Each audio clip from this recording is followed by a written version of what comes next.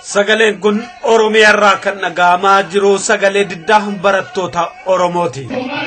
Akka mooltan dhaggeeffattoota keenya. Kun qophii addaa raadiyoon sagalee Oromoo fincila diddaa gabrummaa Oromiyaa keessatti gaggeeffamaa jiru laalchisee isiniif dhiyeessu. Fincilli kun yeroo ammaa Oromiyaa guutuutti qabamee manneen barnootaa adda addaa keessattis babal'ataa akka jiru gabaafamaa jira. Gabaasaan godinaalee garaagaraarraa suuraadhaaf sagaleedhaan nugaan akka hubachiisanitti humni mootummaa fi agaaziin gara jabinaan barattootaaf ijoollee daa'imoota nafiin akka ajjeesaaf madeessaa jirudha. Daa'imman qalamaa fi waraqaa of harkaa qaban irratti kan xiyyeeffate mootummaan haala gara jabinaatiin rasaasaan reebee otoo ajjeesu mul'ateera.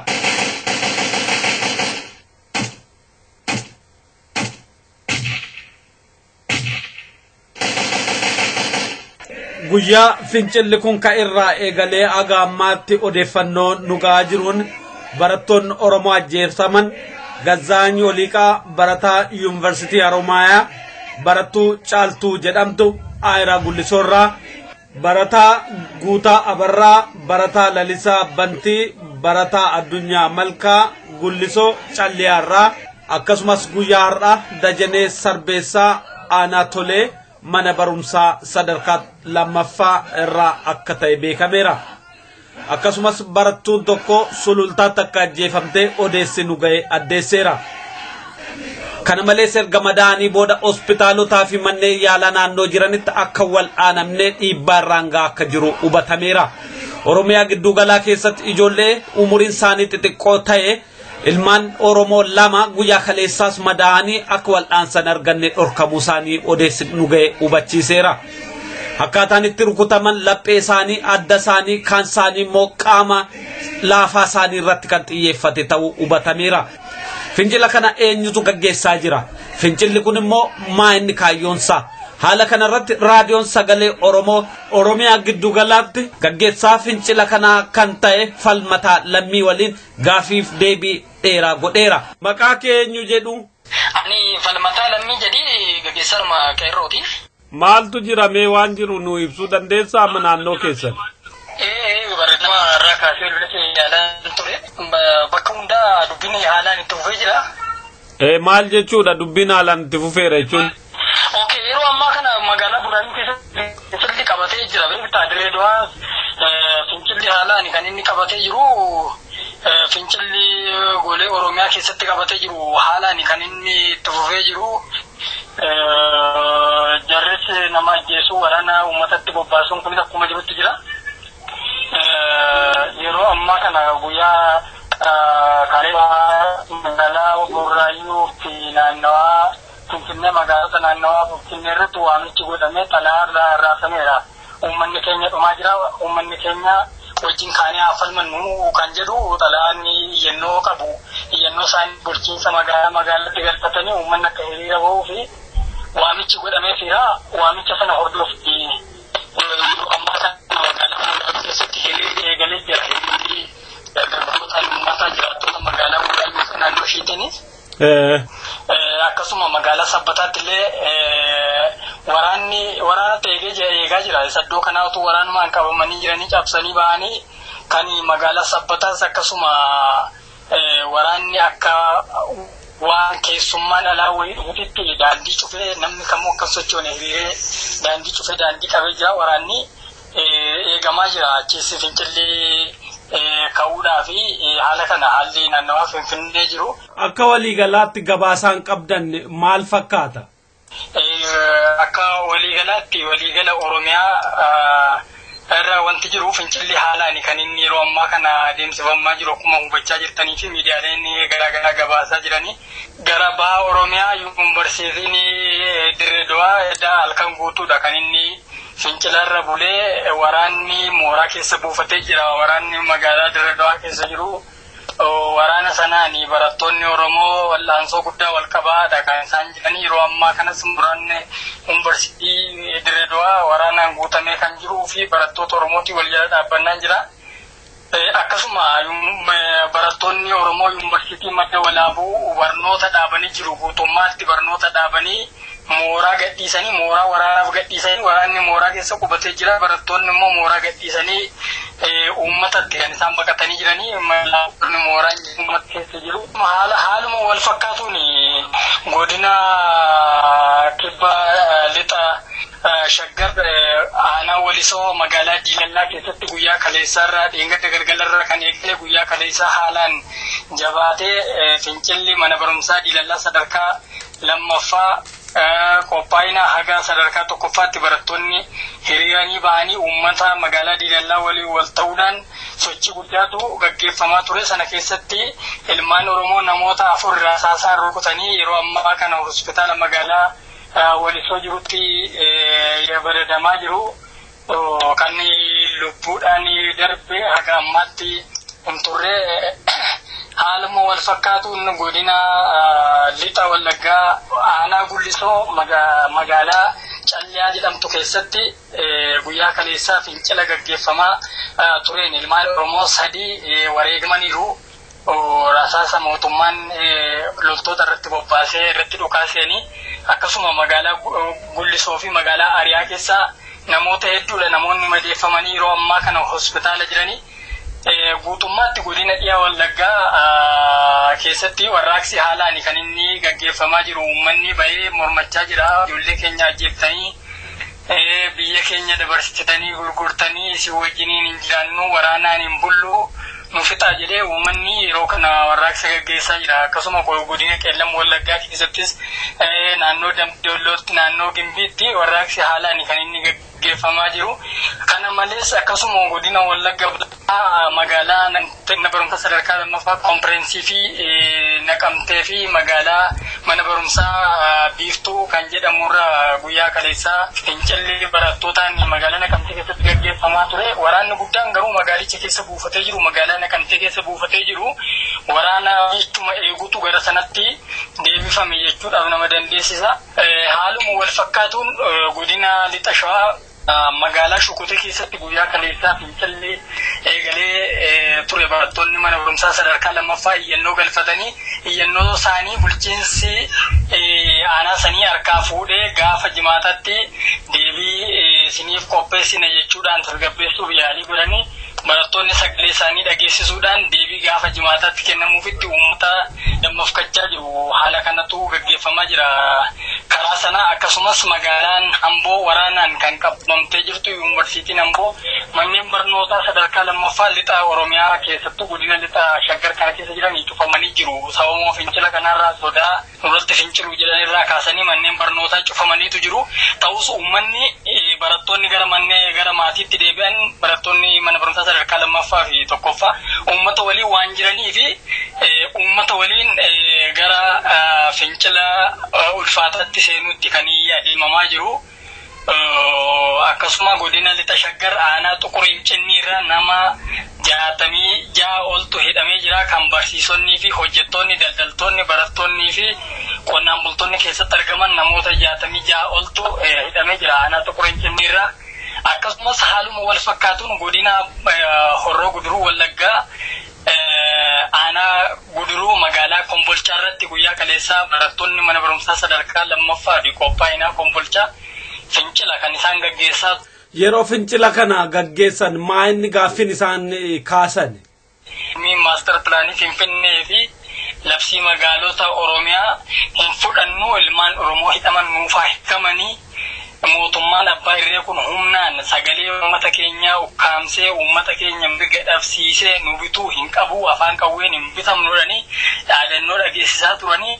Akkasuma godina Horroo Guduruu Wallaggaa aanaa Abbayii Coomman magaalaa Fincaa'aa barattoonni mana barumsaa Fincaa'aa sadarkaa lammaffaa fi qophaa'inaa dheengadda galgalarraa eegaluudhaan sagalee isaanii dhageessisaa barruulee warraaqsa fincaa'aa keessa bittinneessuudhaan warraaqsa eegalanii sanatti mootummaan haalaan waraana bobbaasee jiru naannoo sanarratti waraana sana magaalaa fincaa'aa keessa bobbaasuudhaan tokko namarratti waraana bobbaaseetu jira yeroo ammaa kana kun kan kaleessa wal qabateedha kanarraa kun haalaan yeroo har'aa kanallee fincilli itti fufee adeemaa jira har'aa haalaan Dirreedawaa fi naannawaa Finfinnee magaalota naannawaa Finfinnee keessatti mormii guddaatu jira magaalaa Burraayyuu keessatti kaleessa barattoonni fi dargaggoonni jiraattonni uummanni magaalaa Burraayyuu keessa jiraatu kaleessa fincila kan hojiitti hiikuudhaaf ture waamicha godhamee fi guyyaa kaleessa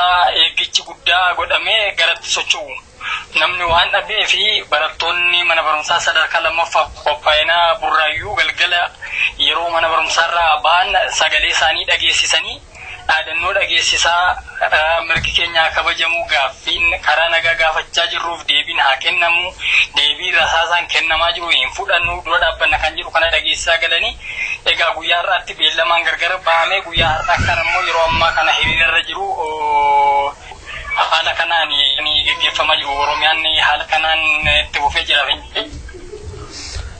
eenyu kan amma fincila kana gaggeessu mee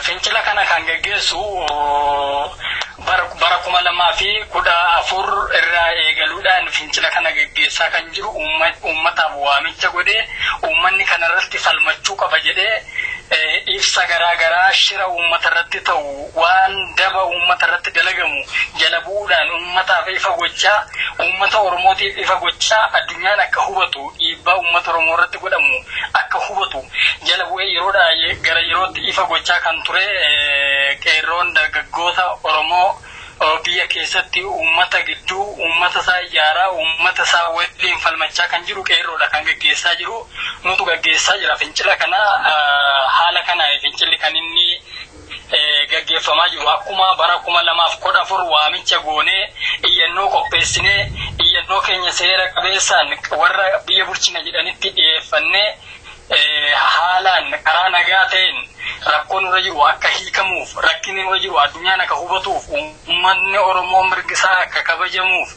jennee mormii goone haga guyyaa har'aatti hin dhaabne ammas haalaan iyyannoo uummata keenyaaf qopheessinee uummata keenyarra shira kaa'amee jiru duguuginsa sanyii jeenoosaayidii fi diigumsa biyyaa uummata keenyarra gadi kaa'amee jiru kana dhaabsisuudhaaf Oromoon ka'ee haa falmatu jennee yeroodhaa gara yerootti waamicha gochaa turre hojiitti hiikaa jirra yeroo ammaa kana waraqaa iyyannoo gaaffii bu'uura jalqaba uummanni kaasuu qabu isa kami jennee qopheessinee uummata gidduu bittinneessinee uummanni sana qabatee yeroo ammaa kana mirga isaa kabachiifachuudhaaf gaaffii dhiyeechaa wareegama baasaa yerootti uummanni jirudha haala kanaan kan gaggeeffamaa jiru fincilli.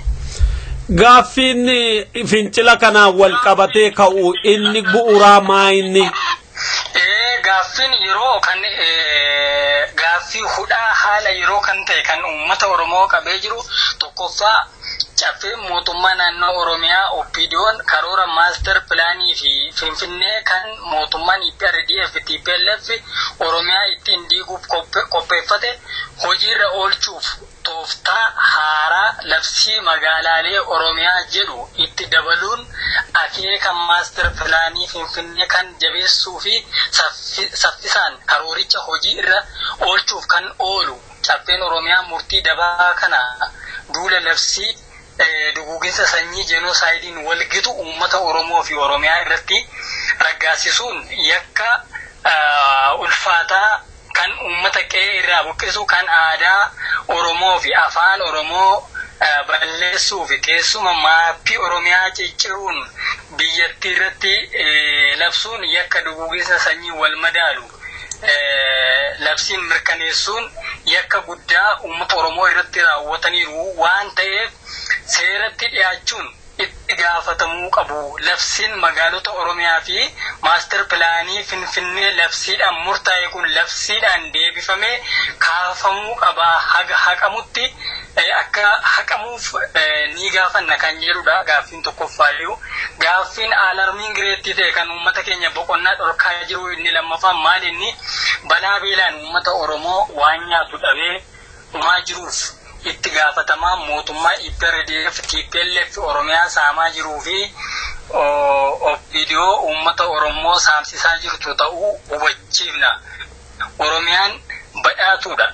Inni uummanni Oromoo balaa beelaan uumaa jiruuf mootummaa aantummaa uummata Oromoo qabu, aantummaa uummata Oromoof qabuu fi wabii uummataaf dhaabbatu dhabuu fi uummata keenya misoomsu dhabamuu irraa uummanni keenya balaa beelaan gaaga'amaa jiraatuuf iyyachuuf dirqamneerra kan jedhuu fi akkasuma gaaffiin inni sadaffaarra jiru bara darbee eebila 11/2014 irraa eegaluun gaaffii mirgaa fi dimokiraasii karaa nagaa barreeffamaan barattoonni Oromoo dhiyeeffachuun mormii godhamaa turee fi gaaffii mirgaatiif deebiin mootummaan kenne kan jeenoosaayidii duguuginsa sanyii wal madaalu waan ta'eef barnootarraa barattoota ari'uu, hojjettoota hojiirraa ari'uu, jumlaadhaan ajjeesuu keessattuu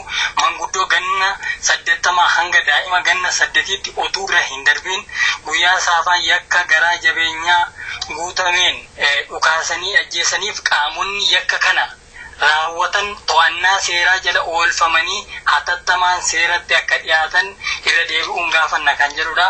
Inni kan biraa yaaliin labsicha walii wal qabatu maali inni yaalii magaalaawwan gurguddoo Oromiyaa naannawaa Finfinneetti argaman kan akka Bishooftuu, Duukan, Maqaaqii, Qaallittii, Sandaafaa, Laga Xaafoo, Laga Daadhii, Sulultaa, Burraayyuu, Hoolota, Sabbat, Bulchuu fi magaalaawwan Oromiyaa kanneen akka Adaamaa, Shaashamannee, Walisoo, Jimma, Mattuu, Naqamtee, Amboo isaan kanallee akka magaalaa giddu galeessaan akka to'atamu shirri irratti dalagamaa jiru hatattamaan akka dhaabbatuu fi kan jedhudha. Inni kan biraa maali inni uummanni keenya keessaaf qabeenya isaarraa kan inni ittiin buqqa'aa jiru gurgurtaa lafaati.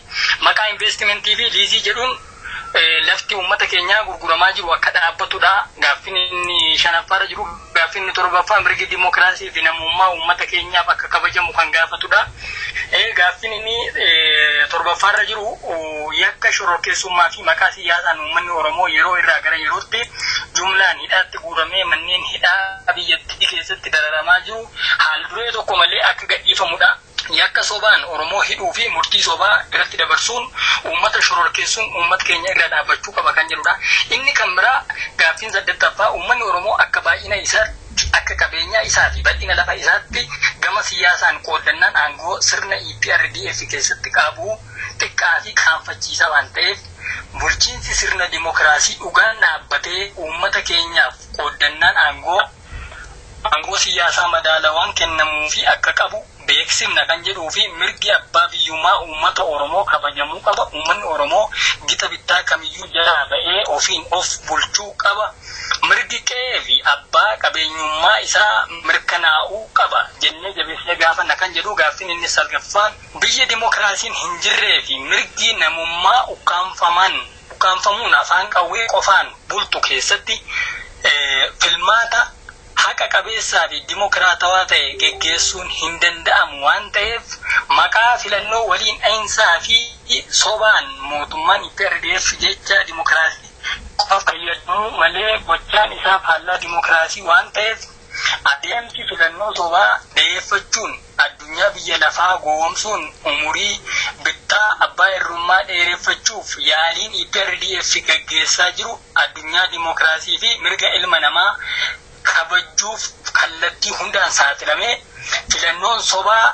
filannoo sobaan daldaluun dhaabbachuu qaba. Gama addunyaan deeggarsi filannoo sobaaf godhamu dhaabbachuu qaba. Biyyattii keessatti yoo nagaa fi dimokiraasiin barbaachise mootummaan ce'umsaa hundeeffamee bu'uurri dimokiraasii dhugaan hundeeffamee filannoon dhaabbilee siyaasa biyyattii hunda kan bilisummaa saba isaanii fi walabaa biyyaaf dhaabbatan kan kabajamu mirga dimokiraasii fi mirga namummaaf falman kan hirmaachisu filannoo dhugaaf haalli akka mijeeffamu gadi jabeessinee gaafanna kan jedhudha. Humnoonni tikaa waraanaa fi milishoonni mootummaa IPRDF'n hundeeffamanii bu'aa mootummaa wayyaanee qofa tiksuu qofaaf dhaabbatan hatattamaan akka diigaman jabeessinee gaafachuun humnoonni tikaa fi qaamoleen nageenyaa sabaa fi sablammoota biyyattii eegan gartuu yookaan leellistummaa kam irraa iyyuu bilisa ta'een hundeeffamuun nageenya uummataa fi biyyaaf akka dhaabbatan ta'ee gaaffii mirga abbaa biyyummaa dimokiraasii fi namummaa akka tiksan akka godhamu jabeessinee gaafanna jedha. Gaaffiin inni maayirra jiru gaaffiin 11ffaa lafti kan qotee bulaa ta'uu qaba. Uummanni Oromoo fi lammiileen cunqurfamoon sabaaf sablammoonni biyyattii lafa qabeenyaa isaanii irraa haala fedheen iyyuu dirqisiifamanii fudhatamuu hin qabanii dhiibbaan mootummaan EPRDF bifa kamiinuu irratti godhu akka dhaabbatu gaafatneedha. Kanaafuu nuti barattoonni dhaabbilee barnoota olaanoo qeerroon dargaggoonni Oromoo qabxiileen jajjaboon armaan olitti tarreeffaman akka mootummaan darboonfataa saba keenya hacuucaa jiru kanaan akka hojiitti hiikamaniif jecha wareegama fedhe iyyuu baafnee qabsoo hadhaawaa gochuuf waan murteeffanneef jaarmiyaaleen siyaasaa fi waldaaleen hawaasa Oromoo hundii fi jaarmiyaaleen siyaasaa fi waldaaleen sabaaf sablammoota cunqurfamoo biyyattii hundi nu cina dhaabbachuun akka falmatan jabeessinee gaafatna. Dhaabbileen mirgoota namummaa addunyaa fi mootummoonni gamtoomanii kanneen sirna globalizationii keessatti hirmaannaa guddaa qabanii fi bulchiinsa dimokiraasii bal'isaa jirra jettan akka nu cina dhaabbachuun mootummaa abbaa irree EPRDF irra qoqqobbii siyaasaa fi dinagdee kaayuudhaan dhiibbaa feesisu akka gootanii fi uummata keenya balaa beelaan dhumaa jiruuf dirmannaa itti fufinsa qabu akka gootan jabeessinee gaafachuun gaaffiiwwan keenya kana hubachuu fi qaama inni isaa ilaalu qooda fudhachuun deebii sirriin akka nuuf kennamu barbaanna jechuun iyyannoo keenya kabajaan dhiyeeffanneerra kan jedhu iyyannoo qophaa'ee sochii kana waliin wal qabattee sochii kanaaf haala kanaan kan adeemamaa jiru haala kana gabaabumatti. Amma miidiyaan biyya keessaa maal gabaasaa jira? Yeroo ammaa kanatti miidiyaan biyyattii keessaa miidiyaan uummata kan ta'ee fi akkuma biyyaatti miidiyaan rakkoo uummataa gabaasu waan uummata keessa jiru gabaasu hin jiru. Waan mootummaa kanaa waan uummata gurra duuchu waan mootummaa kana waan sochii jiru kana gara dabarsuu danda'u shira sochii kana gara dabarsuu danda'u isa kana miidiyaan biyya keessaa kan harka mootummaatiin biyya keessatti tolfame dabballee mootummaa ta'ee afaan mootummaa ta'ee waan shira mootummaan hojjetu kana dabarta poozitiivii mootummaa kana kan dabarsu shira mootummaan kun dalagu ukkaamsanii dhugaa jiru ukkaamsanii suuba kan isaan afarsaa jiranii yeroo uummanni hamma kana wareegamni hamma kana kaffalamaa jiru uummanni hamma kana ilaali lixa Oromiyaa daangaa Sudaanirraa kaasee uummanni Oromoo haga bahaa fi kibba Oromiyaa daangaa Keeniyaatti uummanni Oromoo manaa bahee wareegama baasee utuu falmachaa jiru utuu barattoonni dhaabbilee barnoota keessa jiran mooraa gadhiisanii uummata keessa faca'anii barnoota dhaabanii jiranii utuu lubbuun ilmaan Oromoo haga ammaatti lubbuu hedduun baafamee jiru dhiigni ilmaan Oromoo hedduun lolaafamee hedduun hospitaala keessa jiranii miidiyaan tokkittiin rakkoo akkasiin kun uumameera jettee dubbachuu hanqachuun biyyattiin tokko miidiyaa kan hin qabnee fi mootummaa mataa ofii kan hin qabne miidiyaa uummataaf dhaabbatu kan hin qabne biyya mirgi ilma namaa keessatti ukkaanfamee sagaleen uummataa ukkaanfamee afaan qawweetiin biyya bultu ta'uu ishee ufumaanuuf ibsaa jira. Warri amma mootummaa aangoorra jiran waa'ee kana waan dubbatan qabu? Warri mootummaa bakka bu'uuna jedhanii keessattuu Oromiyaa keessatti uummata Oromoo fi Oromiyaa bakka bu'uuna jedhanii dhimma uummata Oromoo kanarratti yeroo uummanni Oromoo falmachuudhaaf gaafa murtiin uummata Oromoo irratti dabarfamu jarum waliin ta'anii murtii sana dhaggeeffatanii harka reebanii fudhatanii ilaale fudhatu caffeen mootummaa naannoo Oromiyaa karoora maaster pilaanii Finfinnee kana surumaanuu quba hin qabu. Mootummaan naannoo Oromiyaa qubayyuu dhimma qubayyuu hin qabne caffee waamee teessisee caffeen harka reebee akka harka fudhatuu fi bira qabaa labsii magaalota Oromiyaa jedhuun harka reebanii dhimma maaster pilaanii kana raggaasisanii ka'anii gaafa uummanni dhimmi kun dhimma na balleessu dhimma biyya koo balleessu dhimma dhaloota egeree bakka qubannaa dhorkatu waan ta'eef jedhee gaafa uummanni falmatu gaafa dargaggeessi qeerroon barattoonni Oromoo dargaggoonni Oromoo qaroo hawaasaa ta'an harka ol qabachuun falmatiseenan aangawoonni tokko tokko as ba'anii dhimmicha tasgabbeessuu fi dhimma uummanni itti jiru kana tasgabbeessuuf dangaa uummatatti ta'uuf jedhanii yaada tokko tokko yeroo darbatan jira akkama obbo Ilmaan dubbatee Lammaa Magarsaa Odeengadda dhageessanitti ta'e magaalaa Burraayyuu irratti haqamuus danda'a jedha. Gaaffin uummanni gaafachaa jiru dhimma maaster pilaanii qofa miti. Uummanni Oromoo aangoo hin qabu, uummanni Oromoo mootummaa hin qabu, uummanni Oromoo mootummaa isaaf wabii dhaabbatee nageenya isaa eegu gama hundaan nageenya isaaf dhaabbatee uummaticha misoomsuuf uummaticha tajaajilu dhabamuu irraa uummanni keenya balaa guddaarra waan jiruuf uummanni Oromoo kan inni barbaadu mootummaa barbaada, mootummaa mataa isaa hundeeffachuu barbaada, uummata mootummaa hin qabnedha. Isa kanaaf haala jirurraa sodaa keessa seenanii uummata tasgabbeessuuf jecha qofatti yeroo fayyadamantu mul'ata. Haala kana warraaqsa 2014 gaggeeffame irrattis abbaan duulaa naannoo Hamboo irratti jechoota akkasii kana fayyadamuudhaaf yaalii godheera. Sana kan isaan godhanii fi yoo xiqqoo namoonni warri aangawoonni kun xiqqoo ilaasha uummataa keessa jiru yoo ta'e jecha kana dubbachiisanii ka'anii jecha hojiitti hiikuu dandeenya kana dubbachiisanii ka'anii boru uummataan wal labsiisanii nama sana ni tajaajilu. Wantoota akkasii kana of keessaa qabaachuu danda'a yaadni isaanii iyyuu malee waan uummataaf waa godhan waan uummata cina dhaabbatan miti. Garuu ijoolleen Oromoo bulchiinsa mootummaa naannoo Oromiyaa jedhamu sana keessa jiran kanneen sadarkaa garaagaraa irra jiran yerootti dhukkubsatanii fi hojjettoonni hedduun yerootti of jibbanii hojii dhaabuu irra jiranidha. Guyyaadhaa kana yoo ilaalte bulchiinsi magaalaa Burraayyuu hojiin dhaabbatee jira. Hojiin kamuu gaggeeffamaa jiru. Haala kanaan egaa wanti gaggeeffamaa jiru haala kana sochiin adeemaa jiru hawwannaa uummata bal'aa argatee jira. Hawwannaa isa harka diinaa keessa jiru argatee jira. Inni guddaan maaliin uummanni keenya wareegama qaalii kaffalaa jira. Namoota hedduutu itti dhiigaa jira, dhumaa jira. Isa kanaaf namni keenya dirmannaa guddaa ammallee irraa eegama jedhaan haala kana haalli jiru.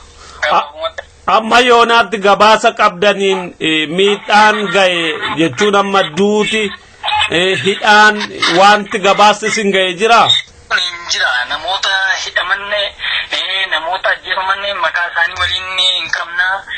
Namoonni hidhaman maaliif biyyattiin akka jirtutti weeraramtee jechuudhaaf Oromiyaan weeraramtee jirti jechuuf hin dandeessa. Ebilutu qabamee ebilutu hafee isa kana hin qabnu. Garuu namoota muraasa namoota hidhaman namoota maqaa isaanii qabnu hin jira. Namoota hedduutu maqaa isaanii hin qabna.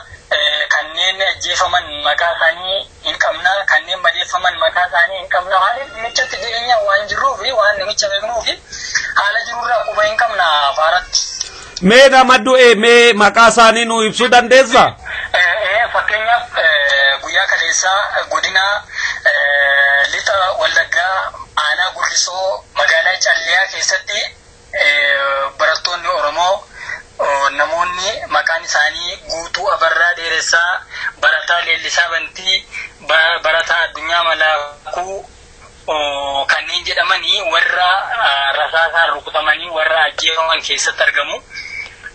Akkasuma godina lixa kibba lixa Oromiyaa magaalaa Walisootti magaalaa Dilallaa godina kibba dhiyaa Oromiyaa magaalaa Dilallaa aanaa Walisoo jalatti barattoonni Oromoo 4 rasaasaan rukutamanii yeroo ammaa kana hospitaala ciisan. Barataa Maammoo Mul'isaa barataa kutaa 10ffaa mana barumsaa Dilallaa sadarkaa 2ffaa fi qophaa'inaa, barataa Eebbisaa Dirribsaa barataa kutaa 11ffaa mana barumsaa sadarkaa 2ffaa fi qophaa'inaa, barataa Yaadannoo Baayiruu barataa kutaa 8ffaa mana barumsaa Dilallaa sadarkaa 1ffaa, barataa Obsaan Baayiruu barataa Yaadannoo Baayiruu fi barataa Obsaan Baayiruu obbolaadha.